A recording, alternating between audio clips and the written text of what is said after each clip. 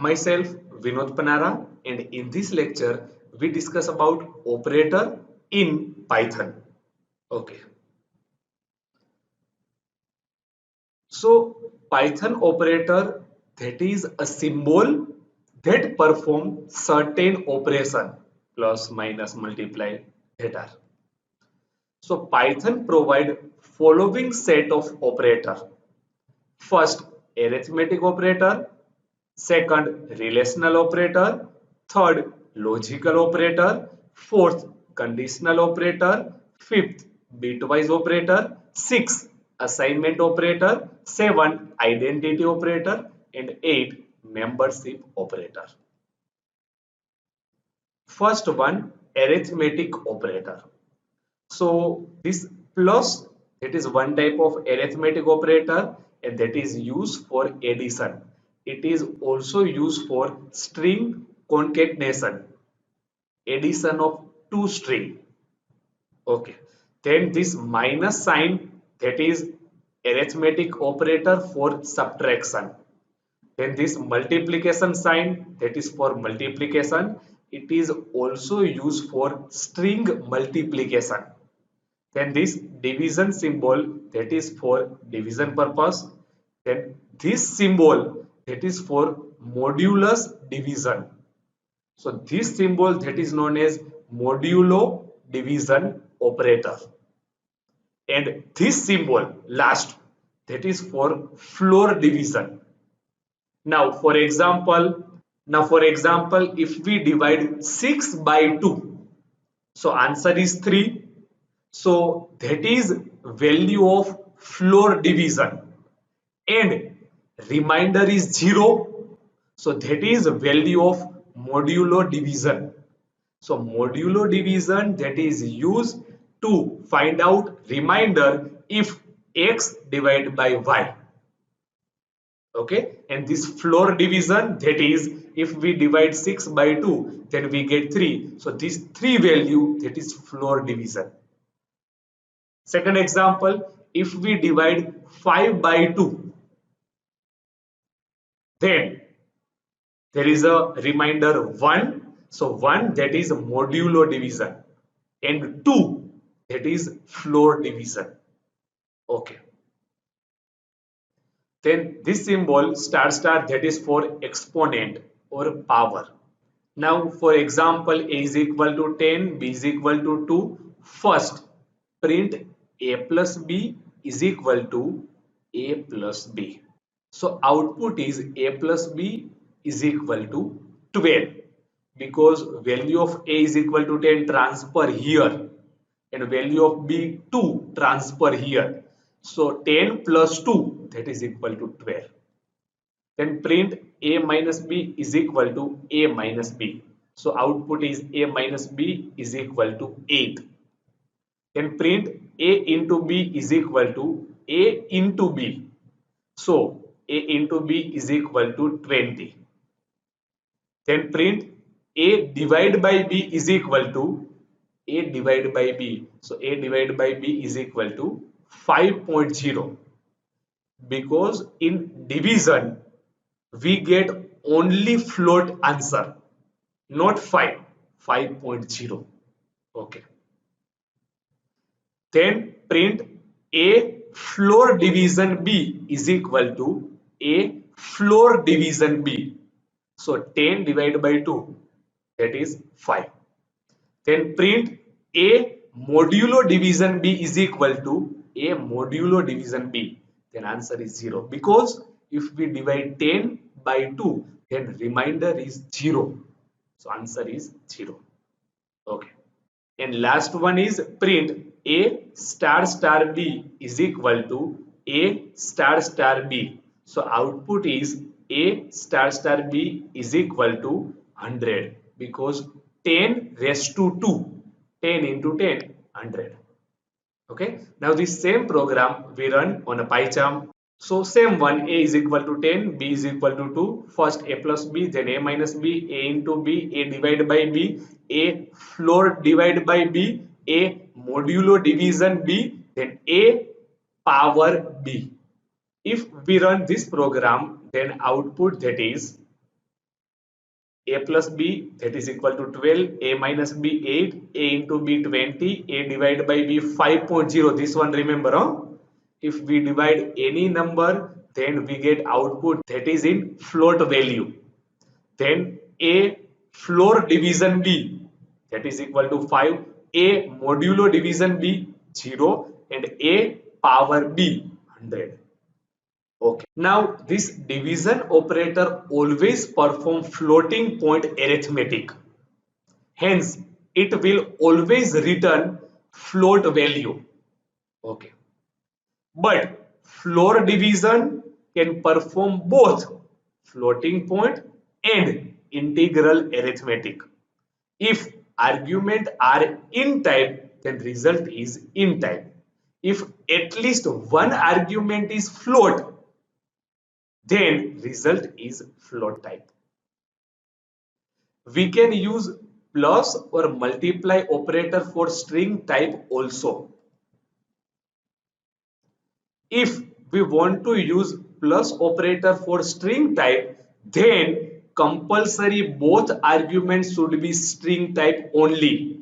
Otherwise, we will get error. For example, Durga plus 10. So here Durga, that is in the form of string, but 10, that is integer. So if we run this program, then there is a type error because one argument is string and another argument is integer. So there is a type error. But if in second case, if Durga and 10 both are string, it means both are in between single quote or double quote string. So if both argument are string, then output is Durga 10. Okay. Then next one, if we use multiply operator for string type, then compulsory one argument should be integer and other argument should be string type. For example, 2 into Durga, one argument is integer, another argument is string, or Durga into 2. Then if we run this program, then output for both, that is Durga, Durga. Now the same program we run on a PyCharm. So same one, print 2 into Durga or Durga into 2. So if we run this program, then output that is Durga, Durga, Durga, Durga. So we use this multiplication operator for string if one argument is integer and another argument is string. Okay. Then if we multiply this one in third case, 2.5 into Durga, but 2.5 is a not integer. So we get type error.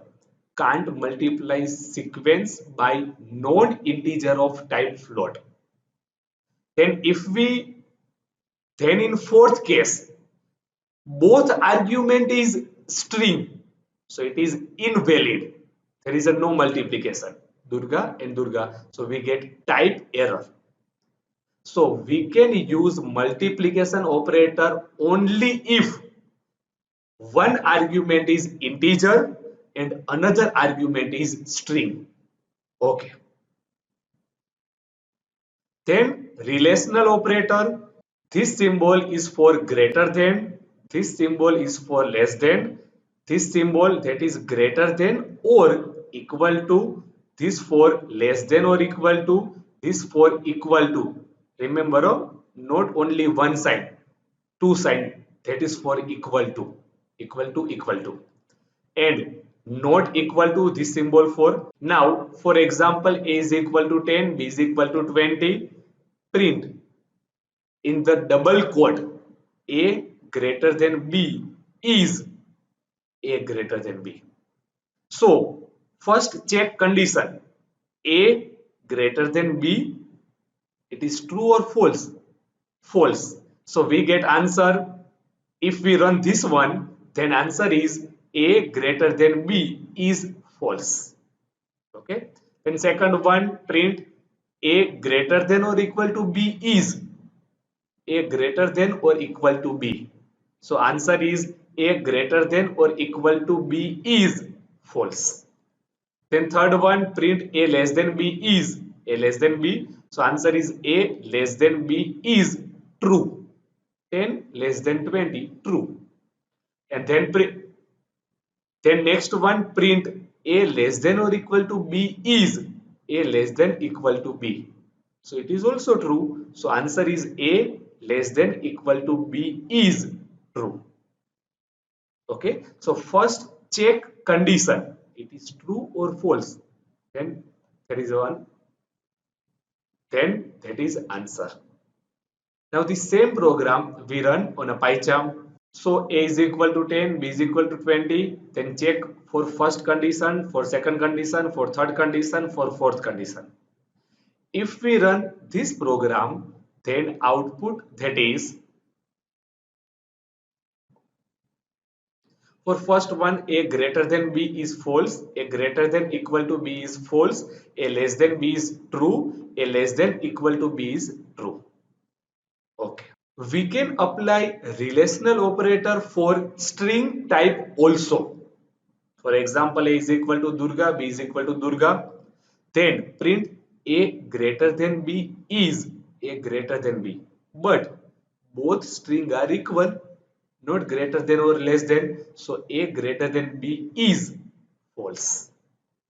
Then print A greater than or equal to B is A greater than or equal to B. It is equal. So A greater than or equal to B is true. Then print A less than B is A less than B. So answer is A less than B is false. And then print A less than or equal to B is A less than or equal to B. Then answer is A less than or equal to B is true. So check condition for both string. Now the same program we run on PyCharm. So A is equal to Durga, B is equal to Durga. Print first statement, second statement, third and fourth. If we run this program, then output that is A greater than B is false, A greater than equal to B is true, A less than B is false, A less than B, A less than or equal to B is true. Okay. Then next example, print true that is greater than true. No, it is false. Then second one, print true greater than or equal to true. It is true because both are equal. Then print 10 that is greater than true. Yes, so answer is true. Print false greater than true. No, answer is false. And print 10 greater than Durga. Durga is one type of string. So there is a type error if we run this last statement because this greater than not support between instance of integer and string. Okay. Now this same program we run on PyCharm. Then chaining of relational operator is possible. In the chaining, if all comparison return true, then only result is true. If at least one comparison return false, then result is false. So first one 10 less than 20, okay, so it is true. 10 less than 20 less than 30, okay, that is true. Then 10 less than 20 less than 30 less than 40, all condition true, so it is true. But in last case, 10 less than 20, less than 30, less than 40, but greater than 50. This last condition is not true. So this complete chaining that is false. Okay, so chaining of relational operator is possible, but in chaining, if all comparison return true, then it is true. If at least one comparison return false, then result is false. We can apply this equal to and not equal to operator for any type, even for incompatible type also. For example, 10 that is equal to 20. This condition is true. No, it is false. If we print out this condition, then answer is false. Then 10 not equal to 2, this condition, okay, this is true. 10 it is equal to true. No, this condition also false because here there is a train and here there is a true. It is not equal. Then false it is equal to false. This condition true. Answer is true. Then Durga that is equal to Durga. Okay, answer is true. Then chaining concept is applicable for equality operator. If at least one comparison return false, then the result is false, otherwise result is true. Then logical operator. We can apply logical operator for all type. A logical operator contain and, or not. For Boolean type behavior, and means if both arguments are true, then result is true. Or means if at least one argument is true, then result is true. And not means complement. Okay. Now, for example, true and false. So answer is false. Second one, true or false. So answer is true. At least one argument. Then last, not false. Answer is true. So logical operator contain three: and, or, not. What is function of and? If both argument are true, then only result is true. What is function of or? If at least one argument is true, then result is true. And what is function of not? Complement. For non-Boolean type behavior, 0 means false, non-zero means true.